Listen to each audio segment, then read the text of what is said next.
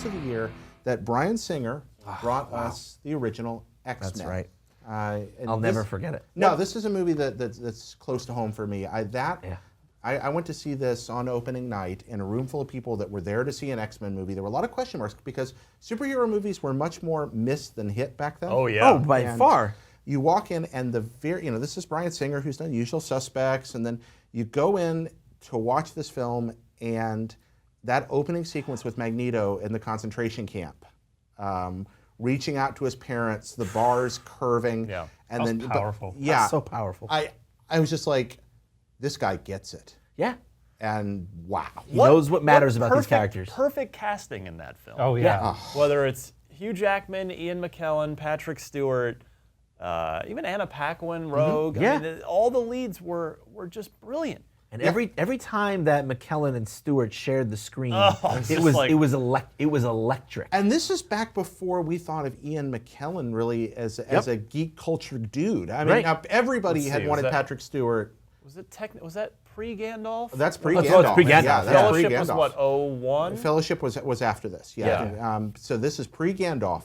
And here we have this guy, and he looked incredible for the part. We'd seen him in other movies, but for him to play Magneto, and then everybody wanted Patrick Stewart as long as people had dreamed of an X-Men movie.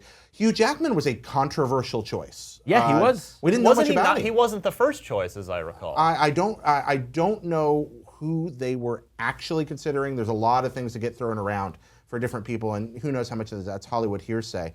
But there was a lot of, and from that first scene on, just they're in the cage. Nailed it. Yeah, and the thematics, Singer understood that. Singer got that X-Men is about racism in America, and classism in America. Like he got that, and he made that kind of the thematic focus of the film in this really really intelligent way, and then also posed the question is like what do the oppressed do? Yeah, X-Men. What is the right path forward for the oppressed? To respond to that, I agree.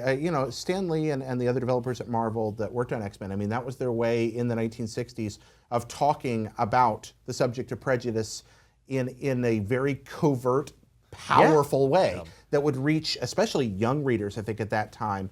This movie encapsulates that spirit. Yeah, and I'm sorry. Sorry. X-Men also answered one very important question. And that's what happens to a toad when it's struck by lightning. Oh, no. The same I thing. mentioned almost perfect casting.